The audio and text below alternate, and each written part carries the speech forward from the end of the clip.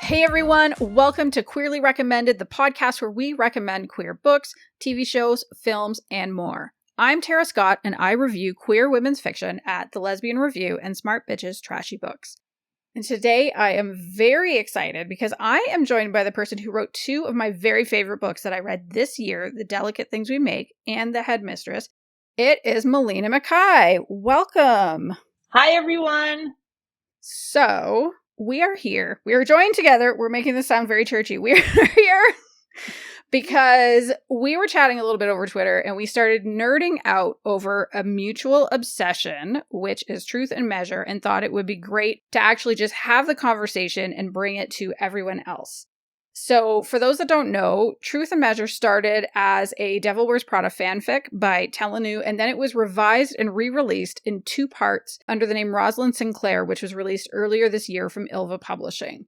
Something to keep in mind as you're listening, when Ylva released it, it is actually 2 books with 2 different names, Truth and Measure, and then Above All Things, but it's one complete story. You really can't read them separately. You need to read them together.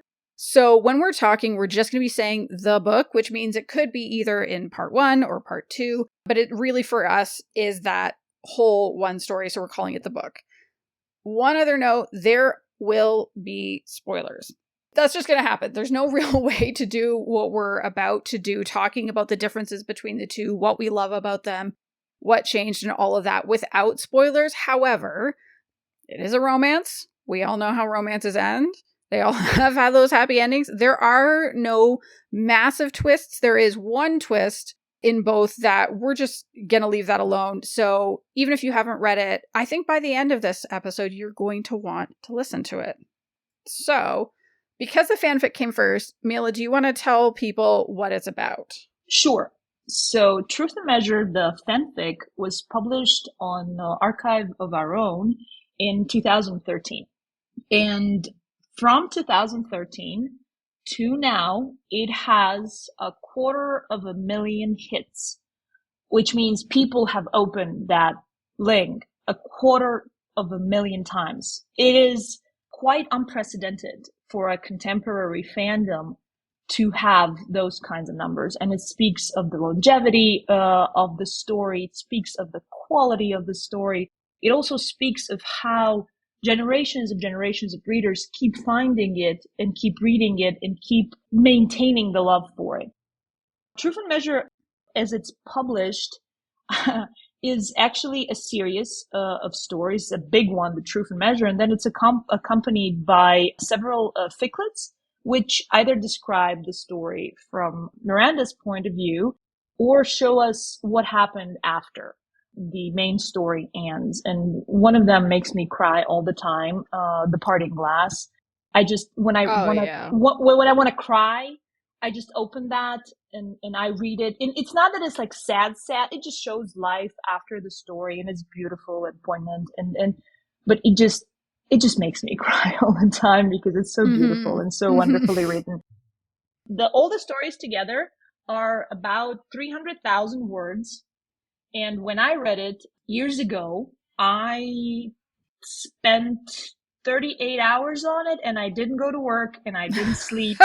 And I called to my boss and said, I can't come. I don't feel well. And I wasn't feeling well because I was so sleepy, but I couldn't stop reading.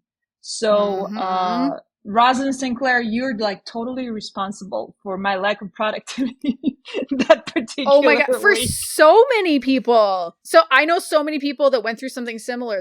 How did you find this? Because the way I found it was Andy Marquette and Jove Bell used to have a podcast. I think it might have just been the Women in Words podcast. I don't know, but it was on the Lesbian Reviews podcast network that they had at the time. And Jove Bell talked about it. And I was like, I don't know, because I'm going to just apologize and hope nobody comes after me with pitchforks. But like, I didn't get into the movie, right? Like I saw it once and I was like, okay, that was a movie. And I think that was just where I was at the time. And the way Jove Bell talked about this fic, and I wasn't even really into fanfic. Like, this was the story that got me into it. And she's like, it's like almost 300,000 words. Yes, it's long. I promise it's worth it. And I did not call in sick to work, but I think it took me 2 or 3 days to read it, and I basically neglected my kids for a couple days. Like if I wasn't working, I was reading. It's It was so immersive. hard to put down. It's So immersive. It immersive. is. It grabs you Yes. and it won't let you go. And it is so amazing to me because it is a romance. It's a contemporary romance. It's an age gap. It has an ice queen.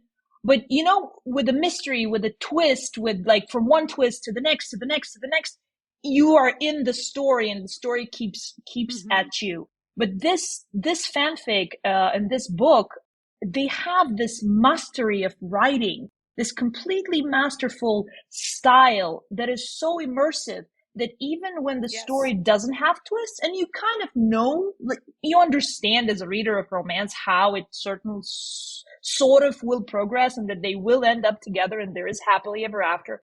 But from one plot point to the next, to the next, to the next, you're just grabbed by it and you're so consumed by it. It's wonderful. This is what a truly gifted writer, when they do this, is just it's a sight to see and to read.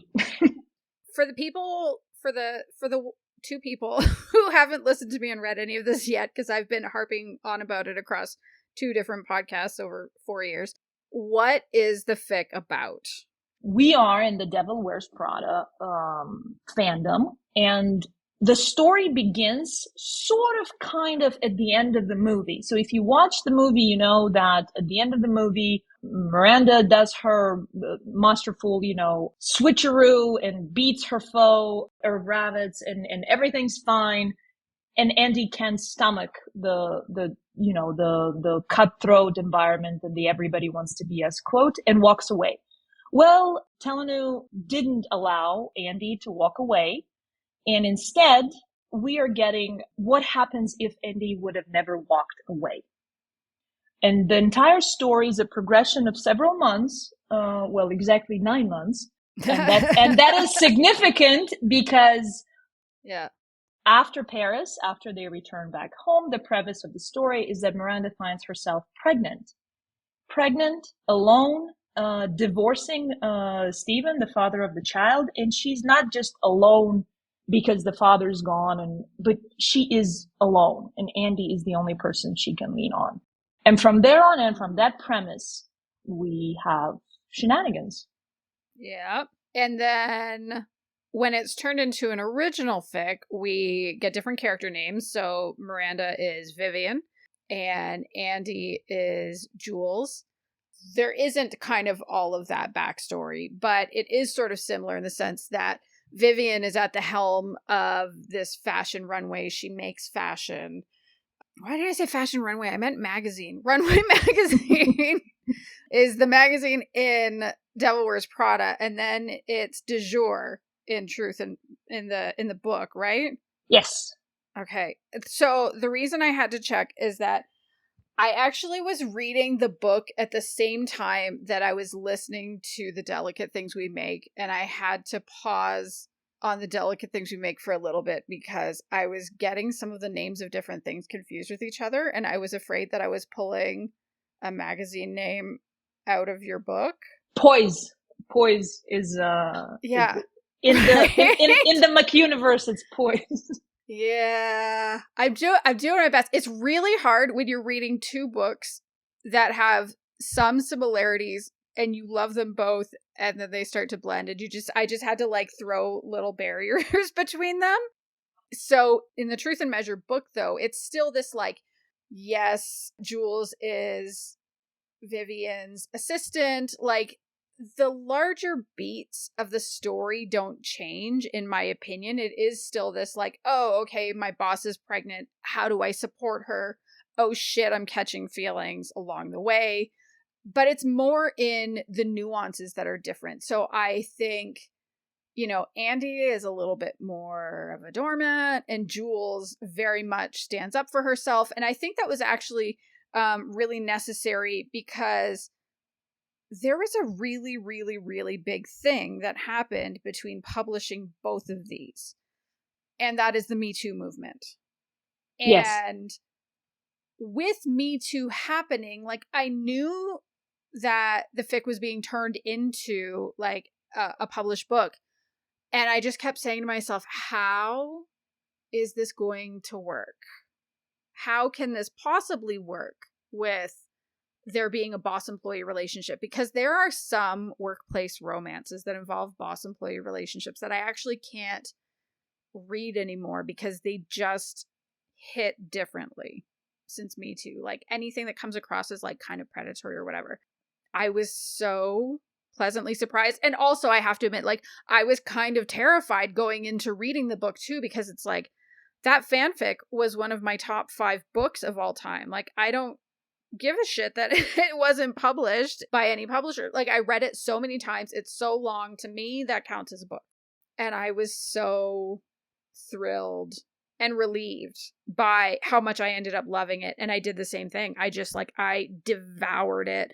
And I was so mad that the second part wasn't out yet when I read the first part, because I was pining for the second part in a way that, like, it reminded me of why I don't read fics that aren't finished anymore. Right? That's like trauma, the trauma of the unfinished fic. So I experienced that trauma, and it was like, I actually felt it in my body because of another Devil Wears Prada fic. And did you ever read Pure Shores? I did.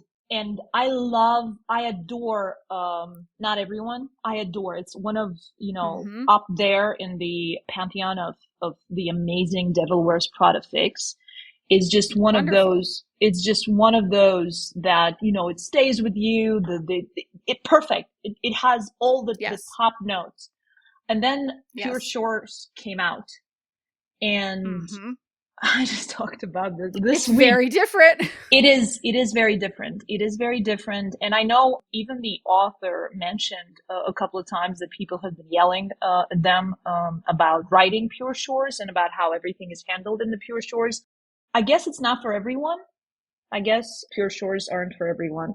But I totally subscribe to your statement that, you're sitting there and you're worried. This story meant so much to me, the fanfic. Yeah. It's one of those stories that when I read it, it just made me want to write, made me want to be part of the fandom, it was one of the main things that I certainly owe my career to as a writer.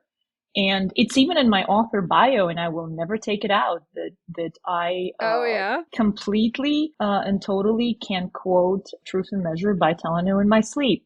And no matter what happens with my career in the future, this line will always stay in my author bio because it's nothing but the truth.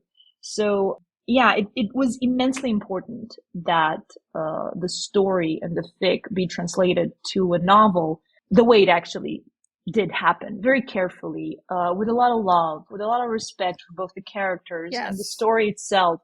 I read it actually on the plane. I had to do a transatlantic flight back and forth in 3 days. So flight one day and then flight back. So I had about 20 hours all told, just sitting there on a plane. So I finished, I actually did, knowing and having that trauma of unfinished fics, I waited for both of the books to be out before Good for you. I read it. I was like, I can't. I've been burned so many times in fan fiction with stories that have not been finished. I can't. The longing, as you said, the pining would be just too much. So I really just sat there on the plane. I didn't sleep, and I read. You know what for me was also very important? I think it was Lee Winter a long time ago who said that Truth and Measure, the fanfic, was the Lesfic Bible. And she called it that way. And I hope it was her. I think it was her. I'm pretty sure she was the one who coined the term, because in the entire Women Love Women fan fiction of all the fandoms of everything, this is one story that no matter which reader of fanfic you talk to, they've all read it. And it is it's important to all of them. Like, be it Swan Queen, be it Clexa, you name it, they've all still read Truth and Measure, even if they're not necessarily a Devil Wears Prada, But it is such an emblem. Yes. It is such an emblematic fanfiction story to our community, to our niche, that it was super important for it to be translated the way that Roslyn Sinclair did translate it, with a lot of love and a lot of care and a lot of respect. So I take my hat off. I'm not wearing one, but if I was wearing one, Roslyn, no I one's take gonna it call off. you on it. It's fine. I take my hat off. And one of the things that I really appreciate about her is that she made sure, because this is the third of her Devil Wears Prada fics that have been turned into books, because The Lily and the Crown was the first. And then, what's it called? The X Ingredient, Yes. I think? Yes. Yeah. Which was another one that, reading the fic, I was like, how in the hell? How is that going to be possible? Because the real, 2-minute aside rabbit hole for people that don't know. In the fic, the premise is that Andy finds out that one of the duties of Miranda's assistants is that they have to get her off. And so she's like, well, then I'm going to do it better than anyone else in the world. And it's like, again, pre-Me Too. And then the book was post-Me Too. And it just, it works. They're both great. They're both very different because the world changed. But something that I appreciate is that you can still get the fics on Archive of Our Own. There are a lot of authors that take fanfic and then turn it into books, and then they have to pull down where it came from in the first place, which can be, quite painful for readers that don't download and store the files on their computers or in their emails or in their e-readers. And she doesn't do that. So you actually can, if when we're done, you are interested in comparing, you can go read the whole fic, and then you can also go read the books. That's just possible. Read both. Yeah. And then come back and tell us what you think. If Twitter is still standing at that point, find us on Twitter and let us know what you think. And if it's not standing, you can email podcast@greeleyrecommended.com and I will pass on your email to Mila. So, what are the things in the book? What changed that you particularly loved? The thing that I absolutely adored is that we kind of get to glimpse inside the relationship a lot more than we did in the fic. So Roslyn really expanded on, once they get together, what does it look like? And not just the sex scenes, although those are also expanded to the great joy of many of us. And yeah. But their relationship, their interactions. Yes, the fic is also quite rich in those, but the book just goes beyond. It's deep, it's profound, it's meaningful. How they step out together, in public the first time. We get to see that. We get to see interactions once the kid is born. I love those. They seemingly little details, but again, the way Roslyn builds very profound moments from small details interspersed throughout the book, I'm just in awe. So that was, for me, quite a satisfying, find in the book versus the fic. Yeah. And for you? I think for me, what I loved actually is that it left some things behind. That it was my least favorite things actually didn't make it in the book in favor of what you're talking about. For me, reading the fic, which I love, and I've probably read more times than any other book in my life, except for maybe Jane Eyre, which I cannot tell you how many times I read between the ages of 14 and 25. Do you remember the brunch scene? Yes. With the French toast. With the French toast? Yeah. Well, so they are together. Andy doesn't work for her anymore. Miranda, is in charge of all these magazines and doesn't really have time. And they go for this brunch in public. They're not out publicly yet. And Miranda, the way she's acting is very strange, almost like they're acquaintances. And then Andy basically begs for more time on her calendar. And that whole thing just made me so uncomfortable. every time I read it because I think I just wanted so much more for Andy. And so then reading and as I was reading the first time, as I was reading the book, I was like, oh God. And then I was like, wait, it's not there. It's not there in favor of a much healthier relationship dynamic. This is wonderful. That's another thing that the book has. The relationship is a lot healthier from the start. Yes. From the very beginning. Yes. But I mean, this is also one of those aspects that you have when, turning fanfic into original fiction is some things you get to keep, but some things you cannot keep. And one of the things that you cannot keep is you have to build characters anew. You have to have the characters be yours. And I mean, when you write fanfiction, I come from a fanfiction background. You don't spend any time building characters because your audience already knows them. Everybody knows who Miranda Priestley is. Everybody knows she needs no introductions. If people are reading, Devil Wears Prada fic, they know who she is, color hair, color eyes, her idiosyncrasies, her pursing of the lips, her raising of the eyebrow, everything is known. Roslyn built an entire new set of characters for the original fiction. And so Vivian Carlyle is not Miranda Priestley. Miranda Priestley is, and what is part of her charm and her allure is she's an ice queen to the extreme. Full max. Yes, she is cold. She is cruel at times, even to people whom she loves. And it's part of what makes her be her. Vivian Carlyle is cold, but she's not cruel. She's also a lot healthier. And the relationship, hence the relationship with Jules, who is a different character to Andy Sachs, also is very different. So I think that brunch scene where Miranda is, being Miranda, very much herself, very much in her own element of, Ice Queen, at times selfish, but that's what the character is. She would have never been Miranda Priestley if she wasn't, selfish to those. No.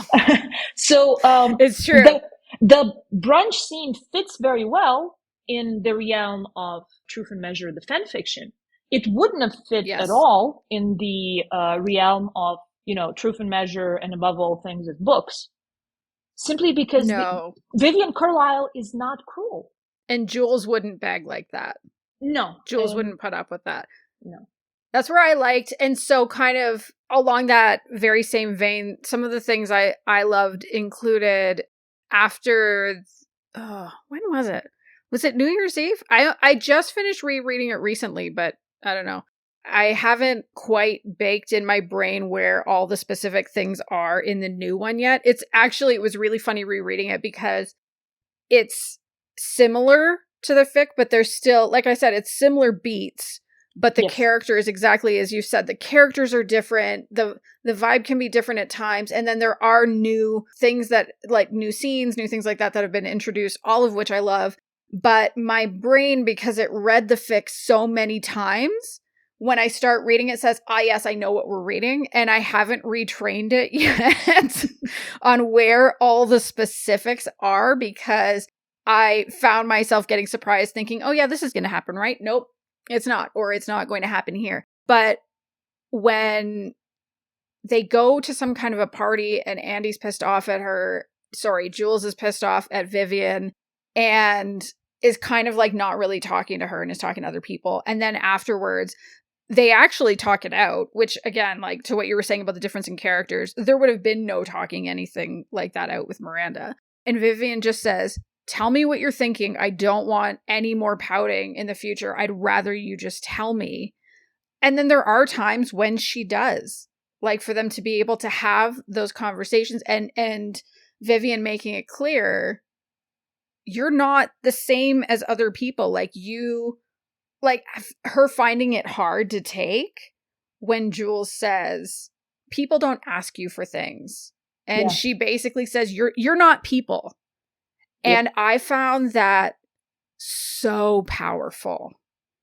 Like so powerful. And made me fall even more in love with this couple and even more believe in that potential for like a real true relationship for them. So let me ask you this then, since we're here. So what's your favorite among the two? For me, it's the book. I actually don't know if I'm going to read the fic ever again because I feel like the book takes all of my favorite things except for that one sex scene in the bathroom. I do miss that. That was a very good scene. That was good. Oh my god. Oh my god. That's just like one of the best sex scenes I've ever read in anything. But I still have the fic on my Kindle. I can go back to it if I need to. But it takes all of my favorite things. It leaves behind my least favorite things, which we've kind of already discussed. And then it's just, I don't know, it's so good. And like, not only is it my favorite of the two, it's actually my favorite book. Like That's ever. awesome. Total now. And so I just love it so much. It's just this beautiful, special, I was like, I'm inclined to say comfort read. And like, yes, it is a comfort read, but it's so much more than that. Like there's just something so special and so spectacular about it. It's like coming home, right? It's like coming home. It is like right? coming home. Yes. And I think the thing that makes it so special and makes it so rereadable and makes everyone fall in love with it. And to be fair, this applies equally well to the fic. This is not just about the book. So I don't want to say it's the thing that tips it over for me. It's the other stuff I said that tips it over for me. But I think the thing that makes this so special, and I've so rarely seen it, is the passion that builds between them. Like, yes, I'm used to seeing relationships build in romances, of course, but there's just something so unique about the way this author builds passion. Yes. And I actually think in the book, it's even a little bit stronger, perhaps, because they also have a mutual passion just around the fashion industry. And it really, like, I'm not going to say that that drives the passion between them, because if you say, look at The Music in the Mirror by Lola Keeley, that's one where, like, I would say the passion factor is equally strong, but that one is because they both have a passion for ballet, and the passion for ballet turns into a passion for each other. In this case, I think it just helps that they have this thing that they both mutually care about, so it gives them more common ground than what is had in the fic. I don't know if any of that makes sense. I got very excited. It does, and I agree. I agree to a certain extent. It is developed more in the books, because in the fanfic, you could at one point you could say that it's sort of fated love, you know? Yes. It is love and it is a relationship that it's meant to be. And it is meant to be because X, Y, Z, but it's more that it's meant to be. At one point, I think Miranda says, I fell in love with you because you were there, and you were there because I needed you. So it was, in a way, they don't fall in love because, you know, how interesting or smart or, I mean, yes, that makes a person, but it is more of a fated love concept in the fanfic versus in the original fiction. It's very well crafted around them falling in love seamlessly, because not they're just there for each other, but they are these complex, very interesting people with a lot of common ground. And this common ground brings them together and sort of sparks that interest towards each other. And then comes the mutual need, the mutual attraction, the passion, the desire, you know, and all that fire that sort of unites them. So I totally understand what you're saying, but I also love that, and that's maybe just me.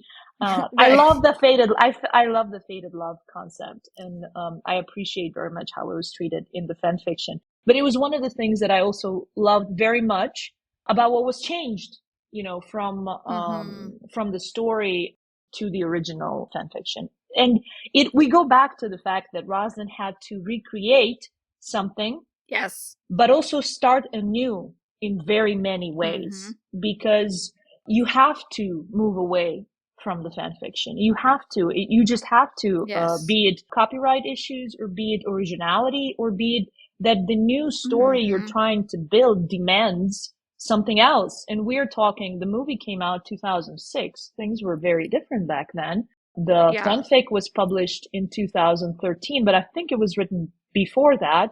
And we're 2022. Things have changed dramatically. Me Too. A lot of issues that are in the fanfic would not be, maybe received differently this time around than they were in 2013 or in 2006. That's why I admire Roslyn's talent so much, is the knowing what to change and to change it in such a way that would enhance the story and take nothing away from it. Yes. Yes, I agree. And it's interesting because one of the things that I love the most about the fic didn't make its way over to the book, but I didn't care because of the way she rewrote those characters and turned it into a much more healthy relationship. Because I think in the fic, it was so impactful every time Miranda showed an ounce of noticing or care towards Andy, because she showed so little care towards most people, especially to anyone that was in the walls at Runway. She's like, we've already said, like Ice Queen to the max, like mega, mega, mega bitch. Very scary. I loved reading about her. I would never want to be in front of her in person. And so it was so like, it could be a description of how she looked at Andy. It could be a slight change, like a description of a slight change of her tone of voice. It could be like one line. It would just be like, oh, this is so beautiful. She's clearly changed so much. But I don't, again, like I can go back to the fic if I want to see that. But I also don't feel like I need to, because I like Vivian Carlisle as a character much more. She is somebody that, like, again, I wouldn't want to work with her, but she's maybe somebody that I could see myself going to have dinner with and having a conversation, like somebody that I could conceivably want to be in her social circle. The dynamic of their relationship is different. Again, we see the love, we see Andy has to pretty much drag out of Miranda that Miranda loves her. And it is treated in the story, in the fanfiction, it is treated as quite an undertaking. It is a moment, it's a massive plot point in terms of Miranda confessing her love, which for Miranda, for the character, it is so entirely foreign to her to discuss feelings, to bring up feelings, to be vulnerable that way. It's why I love the character so much, why so many people love the character. But come on, Miranda Priestley is not somebody you kind of sit around and talk about feelings with. But it also reminds me of something that I don't remember who said it, but so it's not an original thought here. But I read somewhere, I heard somewhere that Miranda Priestley is a person who is never quite comfortable with happiness in general, or love, or just not comfortable with happiness. She kind of looks at it from afar, even when it happens to her. So when I perceived this idea, and when I looked at Truth and Measure through this lens of Miranda Priestley and happiness are sort of a 404 file not found. so it's like there's no truly, it's like absolute incompatibility in her mind, because even when she's entirely happy, here you have her, especially at the end of the story, totally fulfilled. Totally, she has pretty much everything she wants. And that very poignant scene in the hospital when Archer is born, Andy's there to go get her coffee, and she literally falls apart. She cries and thanks Andy for everything. It's like Miranda Priestley faced with happiness. This is what happens. She falls apart, Yeah. So this maybe you can say dysfunctionality of the character to a certain degree. Vivian Carlisle is functional versus Miranda Priestley is dysfunctional to a certain degree. So Vivian Carlisle shares love. Vivian Carlisle gives love. She doesn't withhold. yes, she's not, showy, but she can be. She's an ice queen. What do you want from her? Like, she Yeah, is yeah. a powerful ice queen. But her moments of sharing her love are much more obvious. They're tender, they're caring, and they're there throughout the entire book, which is such a beautiful change from fanfic to original fiction. So I can't remember which of the follow-up, because there are, between 3 and 5 follow-up short stories to the fic? 4.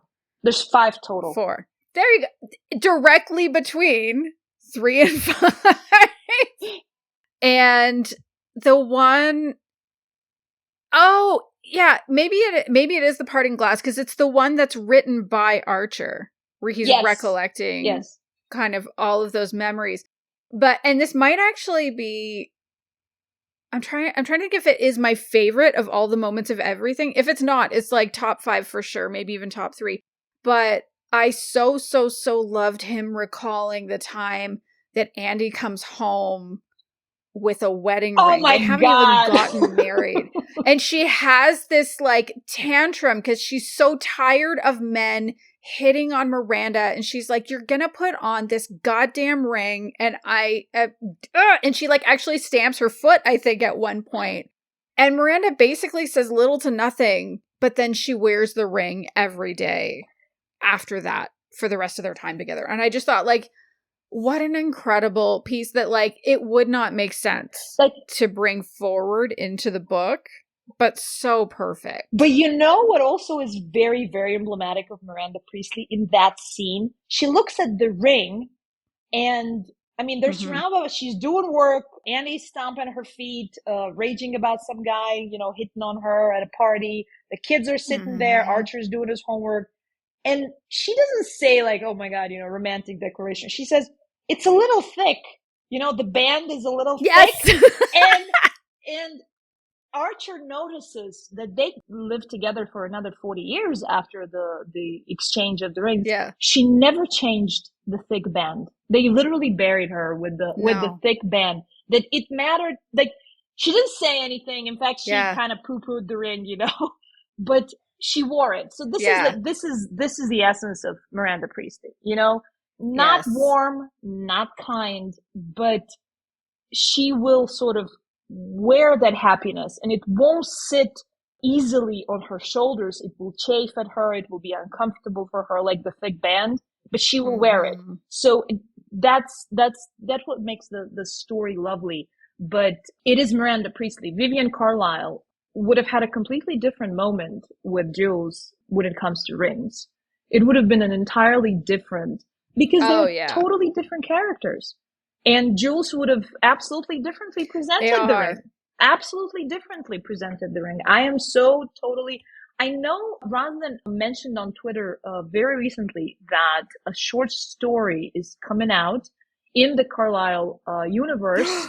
In February, I think, there's going to be an anthology of short stories. So there's going to be a short story. So I am very much looking forward to, maybe it'll be a proposal. Because I would love to see the proposal. I mean, we've seen it in the fan fiction, with the stomping of the feet, and with I'm proposing because men should stop hitting on you. Yes. But I would very much love to see Jules or Vivian, depends who proposes. I would love to see their proposal, because I imagine it being very different from the fanfic. You know what I would love to see? In either the book or the fic, because it didn't get written, and I also know it will never get written, is the conversation between Vivian / Miranda and Jules / Andy's mom. Oh my God. It was one of my biggest regrets every time I reread the fic. And then when I read, I was like, so looking forward. I was like, I was turning pages in the book. It's like, it's there. It's there. Please, Roslyn, please give me, what did Vivian say? Yes. to Jules' mom, and it was not there. And I'm like, Roslyn, you tease. But I do love that, and I know it's in the book because I just read it a couple weeks ago, and I think it's in the fic, and you will tell me if I'm wrong because you have a better memory than I do. But I just love that line about, like, what did you do? What did you say? And it was just that, like, I said what it To keep Like you. I did what I had to do. I love that I did line. what I had to do because I will do what I have to do. Like I know I got that line wrong, but just that kind of a sentiment. Yes. That I will do especially everything. From someone like that. Yes.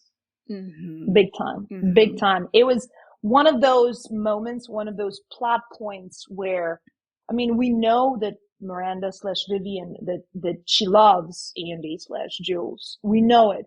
And she shows it through various points. But this is like, you know, the grand gesture that romance novels have.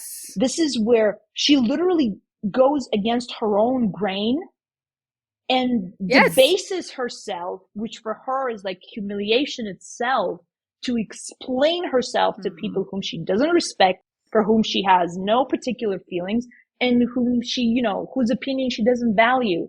But then, like, for you, Andy, for you, Jules, I will do what is necessary to keep you happy and to keep you happy with me. So it is such a powerful moment of, I will, you know, not show you my love for all these, you know, reasons, because I am introverted, because I'm cold, because I'm, you know, maybe damaged in a certain way, because I am who I am. But when it counts most, I will do the worst things that I can imagine doing to keep you happy. Like wear a thick band. Yeah. I just love that. Like, what did you do? I did the thing I said I'd never do. Like, oh, it was so good. Yeah.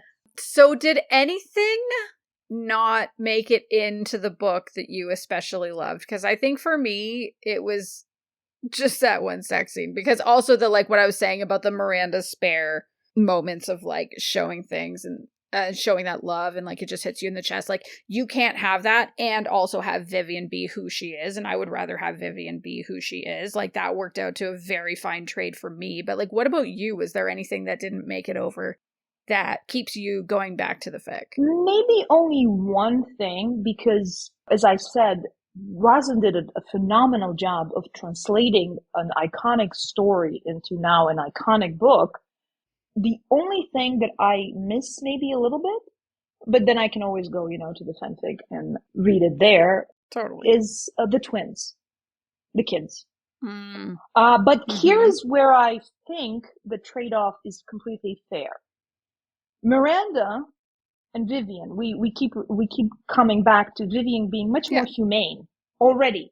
She is maybe not warm, but she's whole and she's healthy.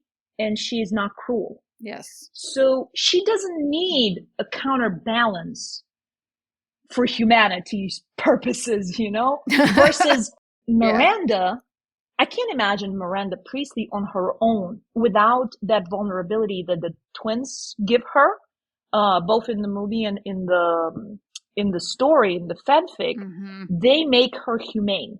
Andy sees her, initially sees her, and basically falls in love with her because of the twins. Because otherwise he's like, I don't know, you know, she's maybe starts getting a little attracted to her, but her humanity, her more sort of warmer traits of her character, her soul, if you want to, you know, me to go very dramatic, are shown in those instances when she's with the children, with her children. She has a lot of guilt where they're concerned. She thinks a lot about their happiness, about their health, about their emotional stability and well-being. And we don't see it anywhere else because Miranda is, you know, the original Ice Queen. So there isn't, we can't glimpse those moments of humanity and warmth. Because if there are no twins, you sit there and you ask, what is Andy seeing in her? You know? I mean, sure, she's Miranda. Yeah, she looks like a psychopath without them. Vivian Carlisle doesn't need the twins to be the character that she is. We never ask ourselves, well, what is Jules seeing in Vivian Carlisle?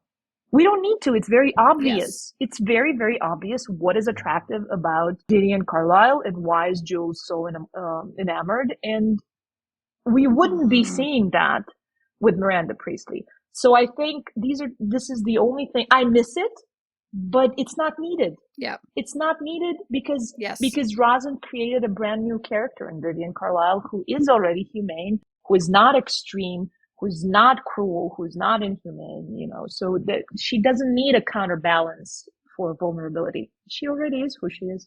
Yeah. Yeah. I think that makes a lot of sense. I didn't miss the twins. And I actually think like just watching different reactions to this book, that seemed to be one of the most polarizing things. People either really, really missed them or didn't really miss them at all and didn't kind of notice that big of a difference. So yeah, it was interesting to see that. Also, I find it fascinating how active this fandom still is, even though the movie's been out for so long. Yes. I think that's so cool. It speaks, I don't know if it's Meryl or Anne but the quality of the writing in the fandom is unbelievable. Oh, yeah. And it keeps the fandom going. Look at how many authors, how many sapphic fiction authors came out of this fandom. I know very few other fandoms that produced as many. Sure, Lola Keeley wrote in Supergirl as well, and Lee Winter wrote in Swan Queen. Yes, Lee Winter wrote in Swan Queen, and Roslyn Sinclair herself wrote in Grace and Frankie and Grace. Grace and Frankie. Yes. So, but their sort of main fandom was always Devil Wears Prada. So the longevity and the quality, just the sheer quality, these are the three authors are absolutely unbelievable, award-winning, renowned throughout our community. Amazing. You too, though. But also you. Like, you just picked up 2 Goldies, didn't you? Or 3?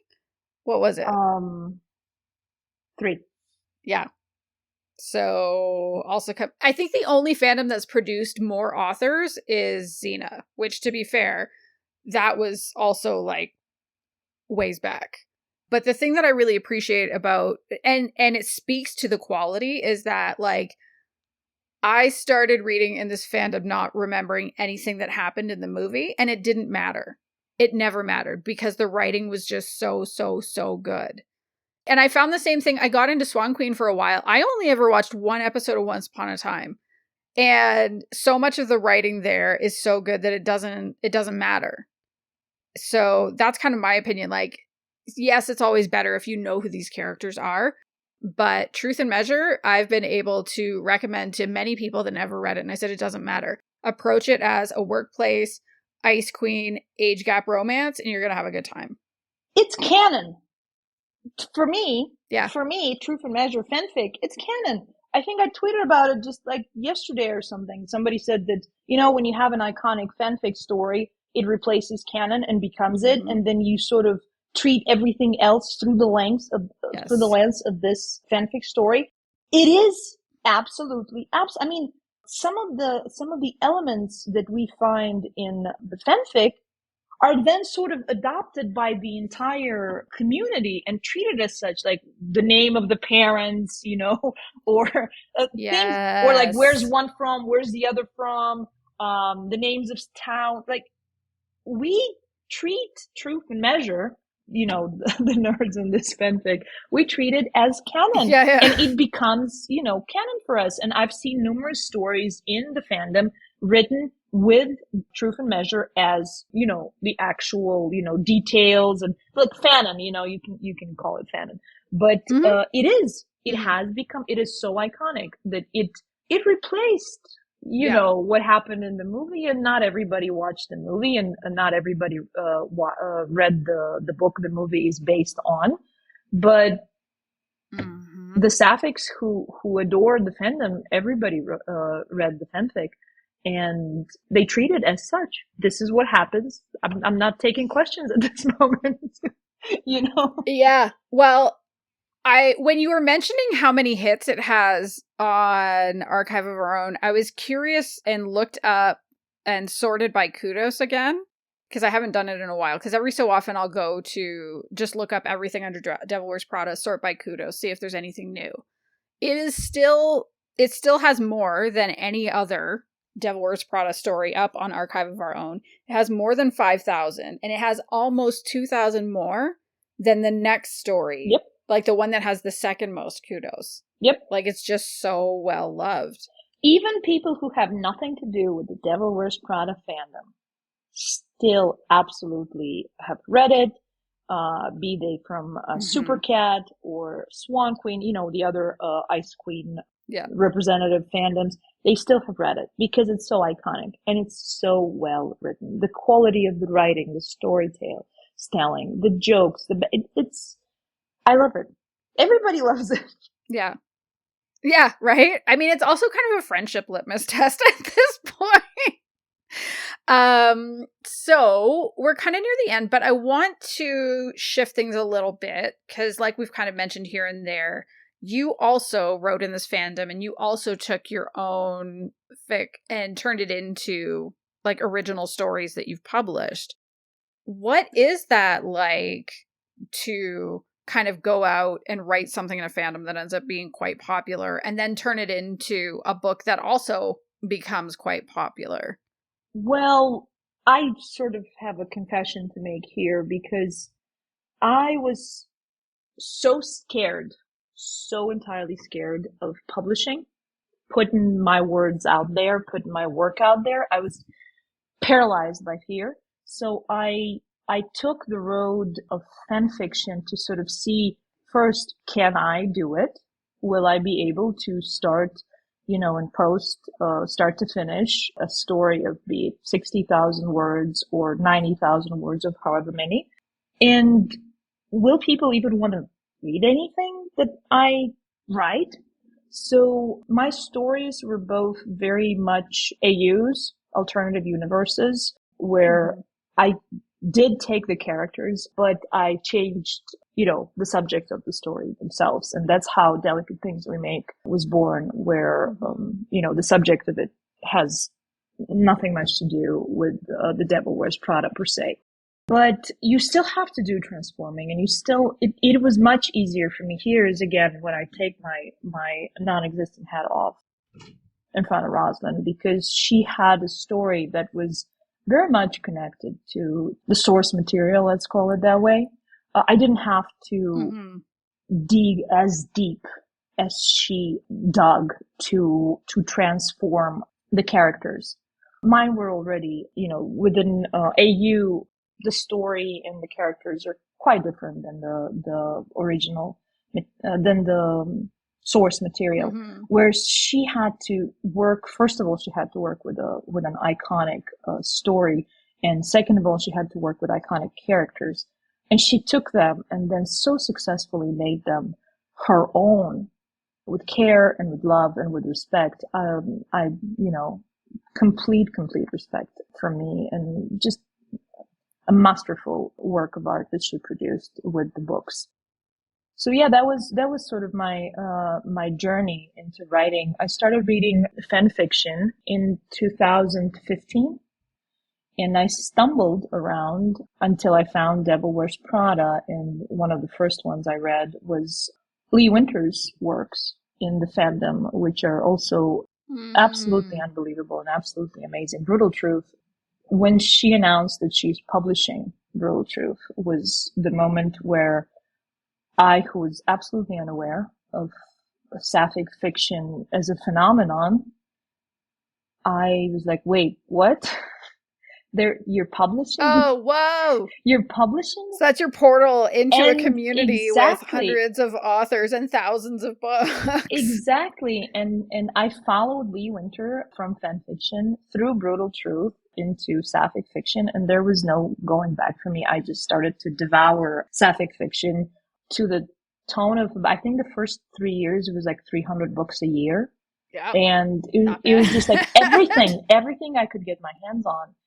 And so I owe Lee Winter a great deal of gratitude for introducing me to sapphic fiction and to sort of pushing me from fan fiction into sapphic fiction. But still, fan fiction remains the first love. And Roslyn's story was one of those that inspired and that made me think that maybe that is the way to go. Maybe if I'm so scared and so apprehensive, if anyone will, want to read anything by me, or if I even have it in me to write, maybe fan fiction would be an easier gateway into the writing world, into authorship. And it was true. Once I started writing, well, I couldn't quite stop, and the fanfiction stories turned into books. All of mine, I didn't write that much fanfiction, but they're both on AO3. I didn't take them down either. Nice. So, speaking of your books, I hear you have a new one coming out. I'm very excited about it. Do you want to tell people what it is, what it's about, and when they can look forward to it, if they should be pre-ordering, basically all the things? All right. So for once, it's not an Ice Queen romance. It is an age gap, but it's not an Ice Queen. Whoa. It is a departure. It is a departure from me, indeed. It is.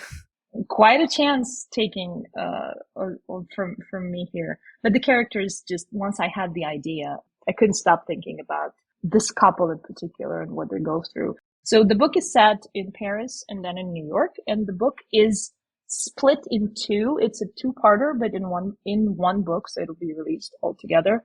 And part one has the point of view of one character, and part two has the point of view of the other character. And the two parts are 5 years apart. I don't want to give too much away, but it is set in the world of fashion. Also, surprise, it is set in the world of fashion, and we see a very famous and very revered former supermodel who is now a designer, and her sort of descent in loneliness and lovelessness. And she's the queen in that ivory tower, and how a complete chance meeting sets in motion events that change everything about absolutely everybody in the book. So it has a supporting cast of characters. Some of the characters we've already met in other books. It's particularly in Delicate Things we make, but also in Solace. As I tweeted, we're meeting quite a few pair of familiar Manolo Blahniks or Christian Louboutins in this book. So it's coming. It's called These Thin Lines, and it is about crossing lines and lines that should perhaps never be crossed. But what happens when we do cross them, and what happens after the fallout? So it's a book about love and about forgiveness and about sacrifice. And it's coming out January 31st, 2023. And the pre-order is up. Where is the pre-order? On Amazon, and you can find it on pretty much all my social media presence. Whatever I am, it's up there. And it's also on my Amazon author profile, everywhere. All right. Well, I feel like that perfectly leads into my next question. Where can people find you if they want to connect with you? All right. So I used to say that I live on Twitter and that Twitter is home. So I'm currently sort of experiencing this very traumatic, for me, event of seeing the house where I live burn down or being set on fire periodically, and then, put out and then set on fire again. And it's where we all found our community and where we all found ourselves a lot more. So I'm trying to find new outlets to be still able to communicate with readers and with the audience. So I'm on Instagram as Really McKay. Mm-hmm. I am on Facebook as Really McKay. MilenaMcKay.com has the newsletter subscription, which I am going to start to do interesting things in, like maybe short stories for the subscribers from the point of view of various characters whom we've seen maybe a little less in the books, just to sort of keep people interesting and give something back to those who have, given me their email address and who want to keep in touch with me. Yeah, so for people that are listening, just on the Twitter note, we are recording this on November 12th. I'm not exactly sure what date this is going up yet. But as of today, we have no idea if Twitter is still going to be standing up or not. So if it is, great place to connect. But if it's not, just wanted to make sure that you had all of those other things.